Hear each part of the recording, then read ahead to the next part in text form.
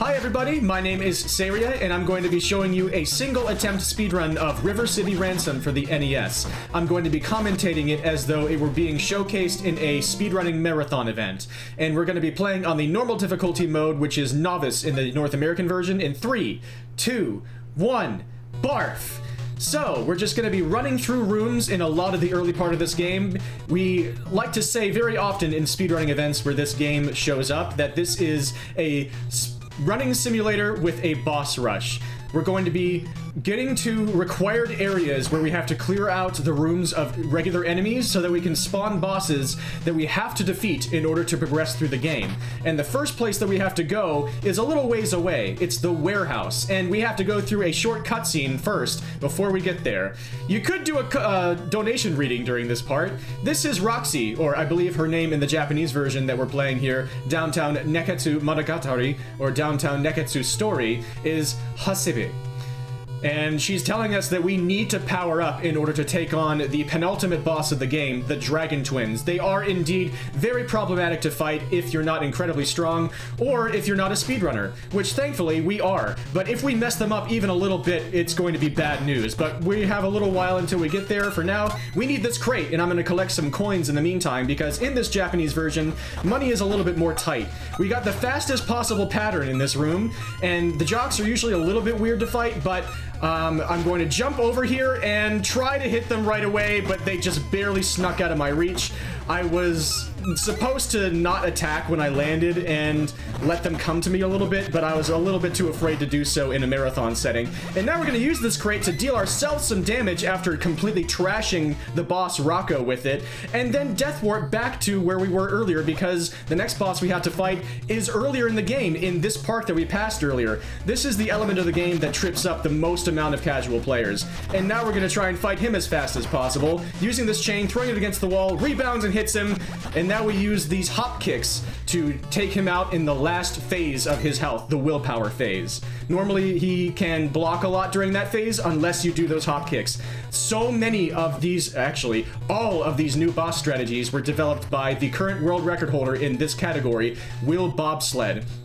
He truly renaissanced this game. We called it the River City Renaissance in late 2020, and the game was never the same after that. It became way easier to run. He also developed safer ways to move through these rooms because the gang members can just absolutely annihilate you at any time, whenever they feel like it. I'm doing some tight platforming in this room. Very nice, we managed to get it, and we also had an empty warehouse, so there was a lot less lag, which also sped things up. Great for speedrunning. The next place we have to stop and fight is in this room right here. You also notice that I jumped into the room transition because I did a high jump, and that actually makes all of your attacks stronger until you do a regular jump or leave the ground again or get knocked down. That's called floating state, and so now I'm more powerful and I can use that to beat up all the bosses like this one, and I no longer have floating state because I did a regular jump into that wall to set up those safe hop kicks to take him out. I collected a few extra coins earlier so I can fight the homeboys here, which normally wouldn't give me enough money.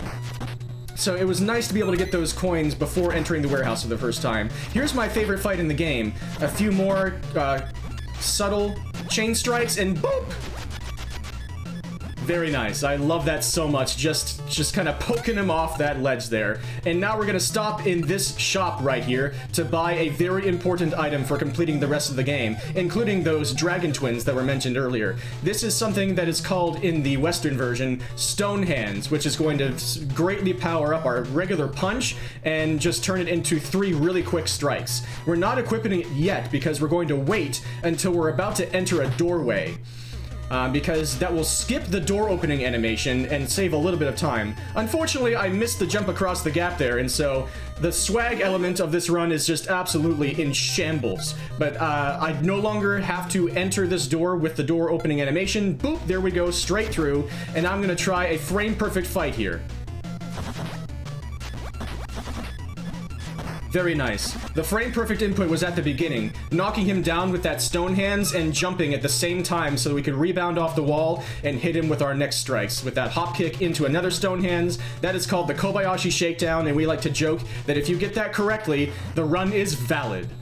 And now a tricky room here, and now we hope for the internationals here, and we got them. I'm going to try and collect these coins at the same time to spawn the next enemies very close to each other. That's a pretty good room right there. The internationals are agreeable in that room because they usually just try to run toward a weapon that is laying on the ground at any given time. So there's almost always a tire on the top left unless the internationals come in already holding a weapon.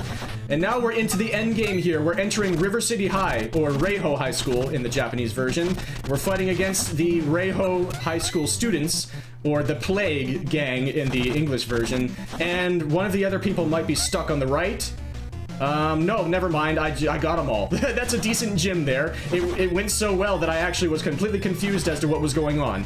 And now Otis, just a couple more rounds here. I'm going to try and get a 2-frame window jump here. Nope, so I'm going to back it up just like that. That's my favorite way to back up that gym jump there. Losing a little bit of time, and we need to get floating state back at the end of this so that we can fight the Dragon Twins quickly. We got the Cowboys here who are a little bit scary, but they didn't come in with weapons, and so I'm going to wait here. I'm losing time by not charging toward the next guy, but I don't want to just be ambushed by him. And now we're going to get floating state back, and here we go for the Dragon Twins. If anything goes wrong here, it's curtains.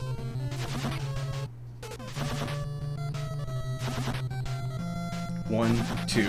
We take them out separately because that skips their ending dialogue. And now the final boss, Slick, or Simon, or Yamada. Gonna try and hit every punch here. I just missed one. So I'm gonna take an extra round. And now hit him with this running pipe throw. And now it should be 3 more rounds.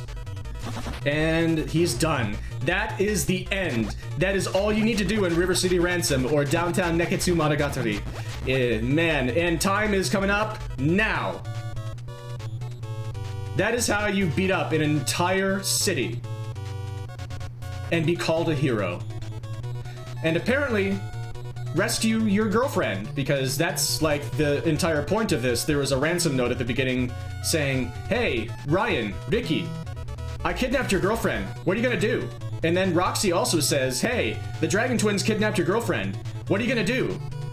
Ryan says, Ricky says, "I'm gonna run straight past her because that would cost time, and I'm speed running, baby." There you go.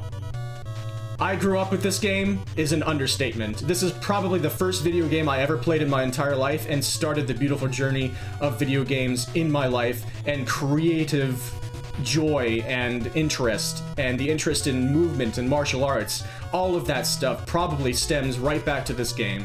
And it just had such an impact on me, and this entire series became just a huge part of my childhood. And I'm just so overjoyed to be able to bring it to people through this run, and anytime I can bring this series to events of any kind, and just to be able to kind of give back and spread it around to more people and other people who grew up with this game or just have it as a part of their lives in some way, and to be able to show it in this light. And speaking of lights, my awesome colored light behind me turned off, and that's really frustrating, but what can you do? This is a marathon setting, and not everything's gonna go right. Technology issues will absolutely occur at all times. That's totally fine, but that's River City Ransom for you in a no reset setting. Thank you so much for watching, everybody. Peace.